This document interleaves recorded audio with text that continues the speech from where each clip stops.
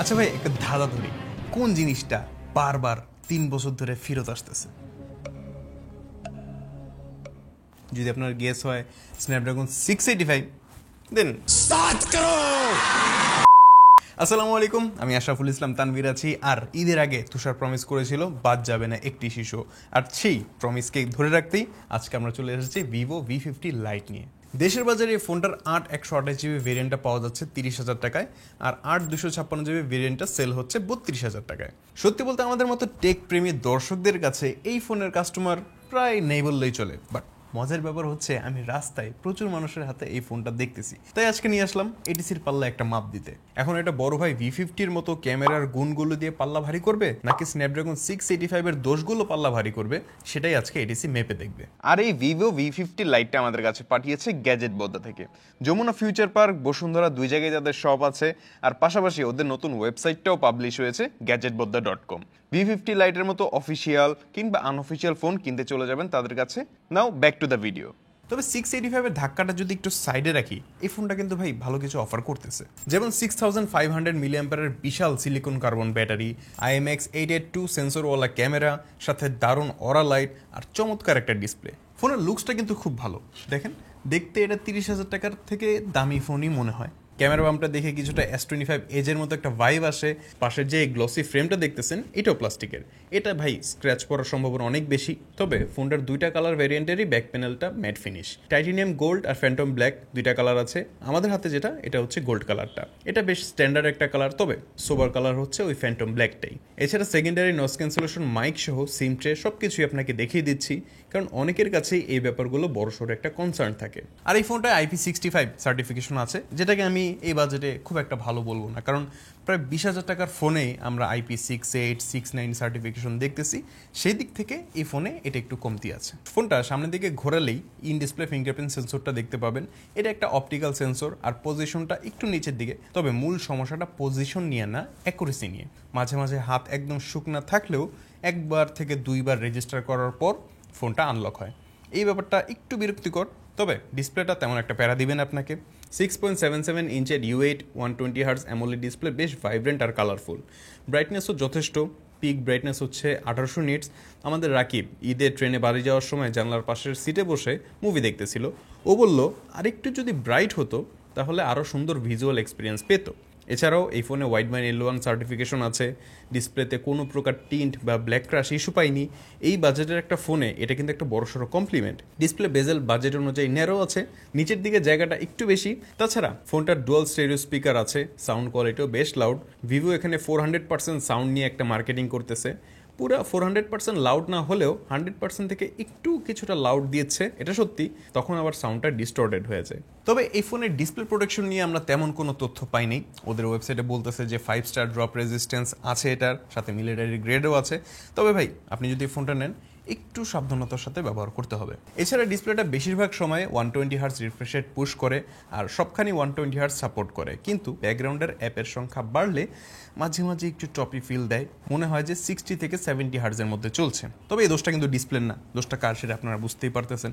আর ওই সার একটু দুর্বল হওয়ার কারণে একটা বেনিফিটও পাচ্ছে, সেটা হচ্ছে এটার ব্যাটারি। 6500 মিলিঅ্যাম্পিয়ারের সিলিকন কার্বন ব্যাটারি থেকে বেশ ভালো একটা ব্যাটারি ব্যাকআপ পেয়েছি। হালকা ব্যবহারে অনায়াসে 8 থেকে 9 ঘন্টা SOT পাওয়া যায়। এছাড়াও আমাদের রাকিব গ্রামে এই ফোনটা নিয়ে গিয়ে real life mobile data wifi দিয়ে মিক্স টেক্সট করেও দেখেছে, আর কল কোয়ালিটিও নাকি খুব ভালো পেয়েছে। তাই এদিক থেকে আমাদের কোনো ইস্যু চোখে পড়েনি। আর এই ফোনের বক্সে কিন্তু 90 ওয়াটের একটা চার্জার আছে, সেটা দিয়ে 0% থেকে ফুল চার্জ করতে আমাদের সময় লেগেছে 1 ঘন্টা 5 থেকে 6 মিনিট। তো নর্মালি ভিডিওর এই পর্যায়ে এসে আমরা কি করি, হার্ডওয়্যারে একটা ডাইভ মারি। বাট আজকে হার্ডওয়্যারে যাচ্ছি না, ওটা একটু পরে ধরতেছি স্যারকে। আসেন আগে এটার ক্যামেরা নিয়ে একটু কথা বলি। আর যেহেতু দেখতেছেন ভিডিও শুরুতে ক্যামেরা নিয়ে আলোচনা করতেছি, তার মানে আপনারা বুঝতেই পারতেছেন এই ফোনের ক্যামেরাটা বেশ ভালো। এই ফোনের যে মেইন সেন্সরটা ইউজ করেছে সেটা কিন্তু ট্রাইড অ্যান্ড টেস্টেড। এর মেন ক্যামেরা থেকে বেশ কালারফুল আর পাঞ্চি ছবি পাওয়া যায়। 1x এবং 2x এ ছবি তোলা যায়। কালার যদিও ন্যাচারাল থাকে না, কিছুটা বুস্টেড কালার পুশ করে ছবিগুলো দেখতে ভালো লাগার মতো, রেডি টু আপলোড টাইপের। এই গেল উপর হিসাব। এখন যদি একটু খুঁটিয়ে দেখেন তাহলে কিছু খুঁত আপনি ধরতে পারবেন। এই যেমন সাবজেক্ট ফোকাস করতে গিয়ে পিছনের আকাশের কালারটা ধরে রাখতে পারে নাই, একবারে সাদা করে ফেলছে। মানে ডাইনামিক রেঞ্জে কিছুটা কনসিস্টেন্সির অভাব আছে। আর লো লাইটে এই কনসিস্টেন্সির অভাবটা আর একটু বেশি বোঝা যায়। মাঝে মাঝে কম আলোতে কিছু ছবির কন্ডিশন একবারে নাজেহাল হয়ে যায়, ডিটেলস থাকেই না, অনেক বেশি আলো না থাকলে ছবিগুলো মনে হয় যে একদম অন্ধকারে তুলছি, কিন্তু সেটা আবার সবসময় না। নাইট মোড ইউজ করলে বেশ ইউজেবল ছবি পেয়েছি। অন্যদিকে 32 মেগাপিক্সেলের ফ্রন্ট ক্যামেরার ডিটেলস বেশ ভালো থাকে, ফেসটা শার্প করে ফেলে, কিন্তু দেখতে সুন্দর লাগে, অনেকেরই পছন্দ হবে। কালার অতিরিক্ত বুস্টেড না, তবে ফেস হোয়াইটনিংয়ের যে ইস্যুটা সেটা এখানেও ভিজিবল। সেলফির পর মানুষ বসে থাকে পোর্ট্রেট তোলার জন্য, আর পোর্ট্রেটে যাওয়ার সময় সর্বপ্রথম ধাক্কাটা খাবেন ক্যামেরা অ্যাপের স্লোনেস নিয়ে।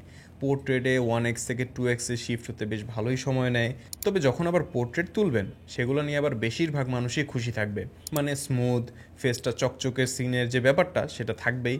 আর এদিকে অরা লাইটটাও ফ্ল্যাশ হিসেবে ব্যবহার করা যায়, তবে পোর্ট্রেট মোডে মাঝে মাঝে এজ ডিটেকশন মিস হতে দেখেছি, এই জিনিসটা আসলেই মানাচ্ছে না।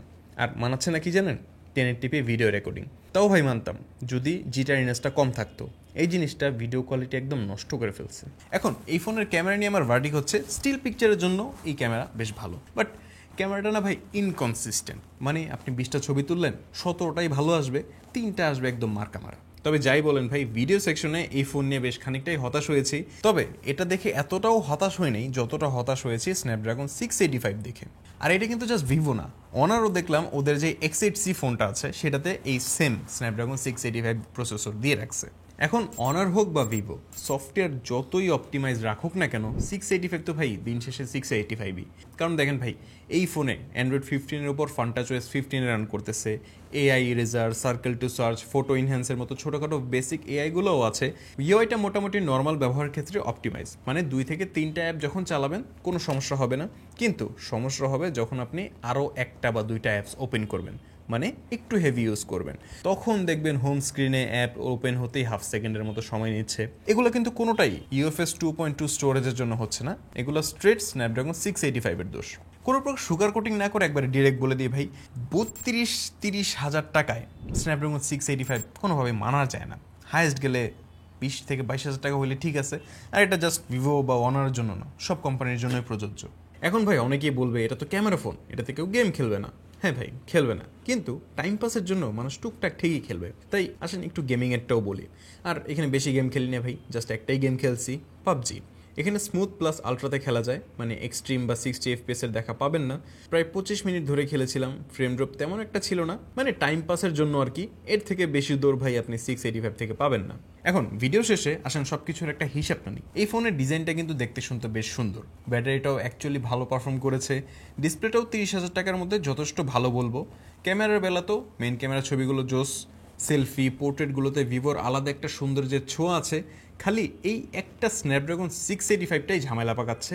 এটার কারণেই ক্যামেরা অ্যাপে ল্যাগ দেখেছি, মাল্টিটাস্কিংয়ে চপিনেস পেয়েছি, মানে ব্যাপারটা হয়ে গেছে অনেকটা এমন যে এক হাঁড়ি দুধের মধ্যে এক ফোঁটা লেবুর রস। কিন্তু মুদ্রার উপেটের আসল কথা হচ্ছে, অনেক মানুষ শোরুমে গিয়ে এই ফোনটা দিয়ে 2-4টা সেলফি পোর্ট্রেট তুলে পছন্দ করে এই ফোনটা নিয়ে নিতেছে, আর যারা নিতেছে তারা কিন্তু দিন শেষে এই ফোনটা নিয়ে হ্যাপি আছে। তবুও আমি বলবো, ব্রড অডিয়েন্সের কথা চিন্তা করে ভিভোর উচিত ছিল ওদের যে ডাইমেনসিটি 6300-এর মডেলটা ভার্সনটা 5Gটা সেটা দিয়ে বাংলাদেশে আনা। বাইরের দেশে কিন্তু ওইটাই সেল হচ্ছে। আর এডিসির তরফ থেকে একটা স্ট্রেট কথা বলতে চাই, 2025 সালের অর্ধেক শেষ, বাকি অর্ধেকে স্ন্যাপড্রাগন 685 বলা কোনো ফোন 30 হাজার টাকার রেঞ্জে আমরা দেখতে চাই না। আর এটা শুধু ভিভোকে না, সব ব্র্যান্ডকেই বলতেছি, প্লিজ বাংলাদেশের অফিসিয়াল মার্কেটটাকে একটু চাঙ্গা করে তোলেন, এতে সাধারণ জনগণের, ব্র্যান্ডের, দেশের সবারই লাভ। আর ভিভো বাংলাদেশকে বলবো, ভাই দেখেন না আইকিউটা কোনোভাবে আনা যায় নাকি, আপনাদেরই তো জিনিস।